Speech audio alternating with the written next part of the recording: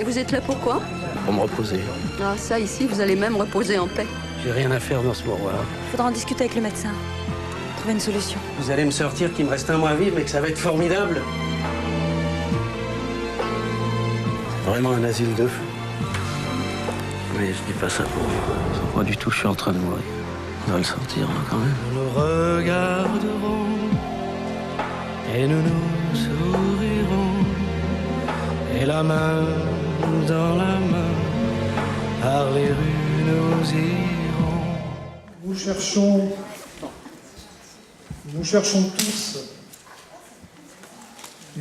tous à voir à travers la mort. Y a-t-il quelque chose au-delà? Où vont ceux qui nous quittent? Où vont ceux qui nous quittent?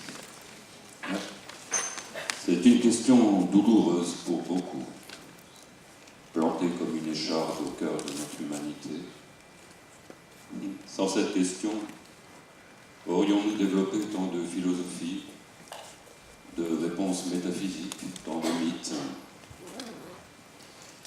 La psychanalyse, de son côté, a conclu une fois pour toutes à l'irreprésentable de la mort.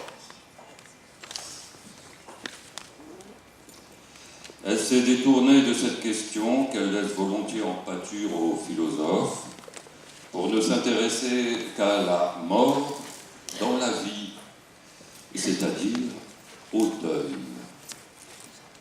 Si la mort angoisse autant, n'est-ce pas parce qu'elle nous renvoie aux vraies questions, celles que nous avons souvent enfouies avec l'idée que nous les ressortirons plus tard, quand nous serons plus vieux, plus sages, quand nous aurons le temps de nous poser les questions essentielles?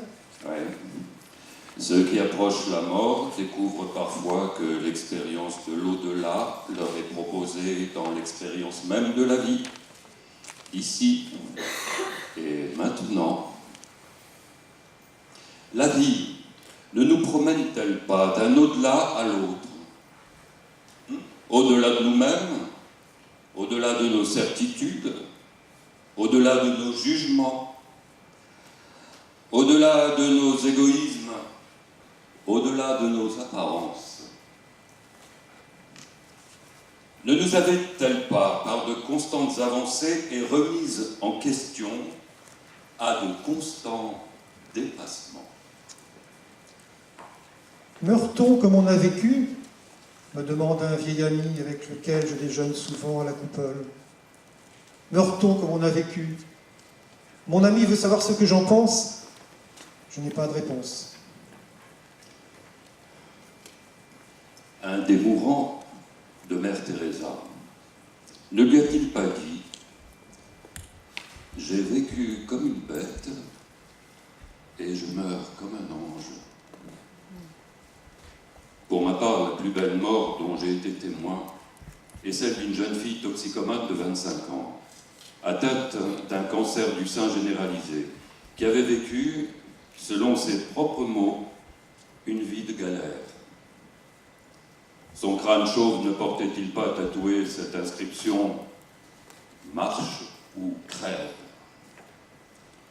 Une enfance sans amour, une vie dure, absurde, abandonnée dès sa naissance par sa mère prostituée, recueillie par sa grand-mère, elle avait grandi comme une fleur sauvage, assoiffée d'amour et d'absolu, trouvant ce qu'elle pouvait pour étancher cette soif. Elle avait, selon ses dires, traîné partout. Elle était sans illusion. Son cancer, d'une certaine façon, était venu comme un espoir. Un espoir qu'enfin cette vie de chien allait s'arrêter. La drogue n'avait pas encore eu le temps de la détruire. Mais si la mort devait être à l'image de la vie, on aurait pu craindre une mort difficile et tourmentée pour cette jeune fille. Une mort dans la révolte peut-être, hein, ou tout au moins dans l'angoisse. Or, les choses se sont passées bien autrement. Je raconte à mon vieil ami comment je me suis retrouvé un matin au chevet de cette jeune fille qui disait qu'elle allait mourir. La veille, elle avait demandé à sa mère d'apporter une bouteille de champagne. Elles l'avaient bu toutes les deux, en se rappelant les bons moments qu'elles avaient passés ensemble, malgré tout. Cela avait été sa manière de dire adieu à cette femme qui l'avait abandonnée, mais qui restait sa mère. Ce matin-là, donc, elle avait annoncé qu'elle allait mourir. Le docteur Clément m'avait demandé d'aller la voir.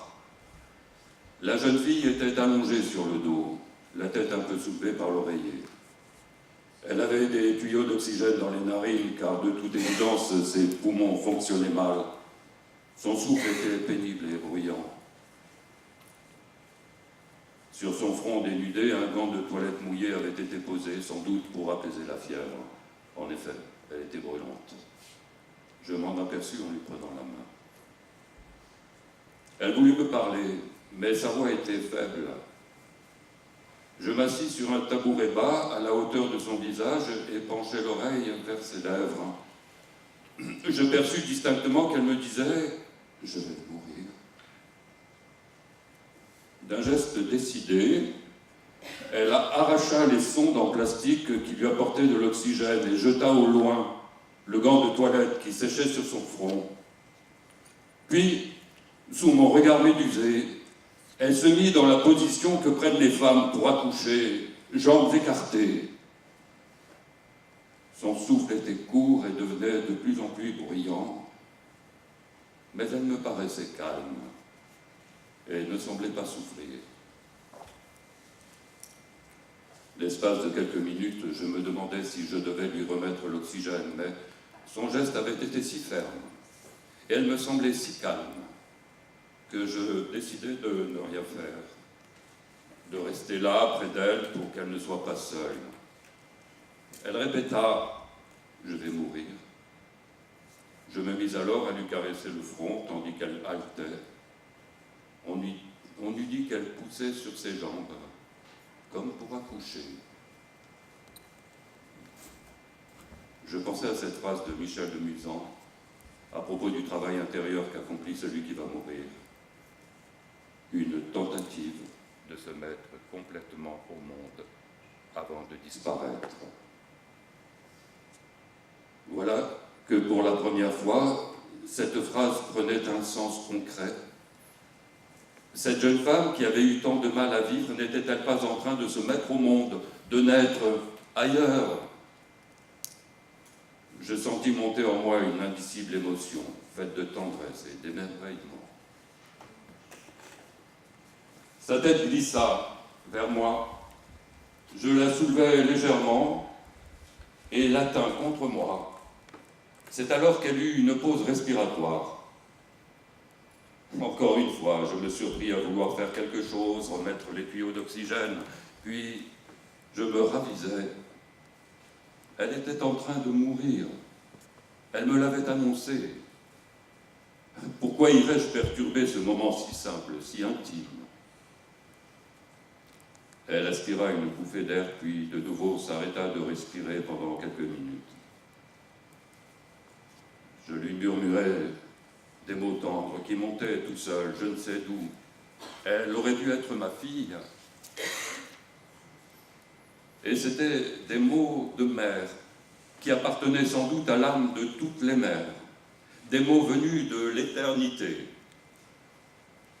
Une deuxième fois, elle reprit son souffle. L'image d'un pauvre poisson échoué sur le sable me traversa. J'aurais voulu la remettre à l'eau. J'aurais voulu lui donner la vie. Des larmes me montaient aux yeux.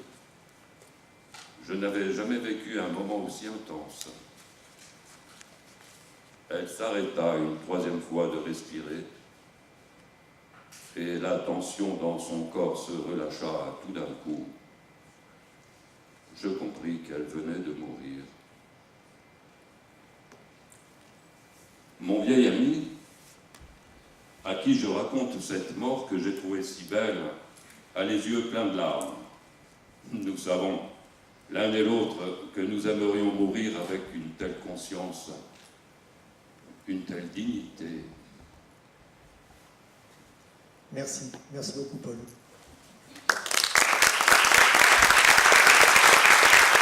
Bonjour à toutes et à tous. Trouvez les mots justes quand l'émotion vous submerge. Devenir femme, devenir homme, devenir citoyen, devenir soignant de l'autre et de soi-même. On ne naît pas vertueux, on le devient. Merci à vous toutes et tous de participer si nombreux à la 6e ciné-conférence débat de la Maison de la Médecine et de la Culture, qui propose de réunir dans un espace et un temps éphémère et privilégié des universitaires de la médecine et des sciences humaines et sociales, des étudiants et des professionnels de santé, des patients, des proches aidants et tout citoyen engagé dans la réflexion et la propagation du prendre soin dans la cité. Merci au CHU de nous accueillir dans cette belle salle du Galet. Le livre « La mort intime » de Marie de Hennezel, dont Richard et Paul nous ont lu des extraits, est sous-titré « Ceux qui vont mourir nous apprennent à vivre ».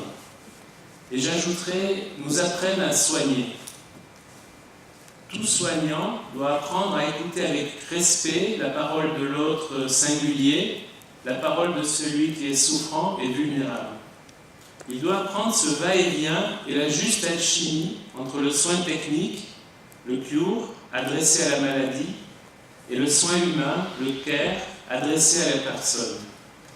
Et c'est paradoxalement dans les lieux de soins palliatifs qu'il va découvrir la quintessence du prendre soin, de l'humanité, de l'amour, de la vie, le meilleur de la rencontre avec l'autre et avec lui-même.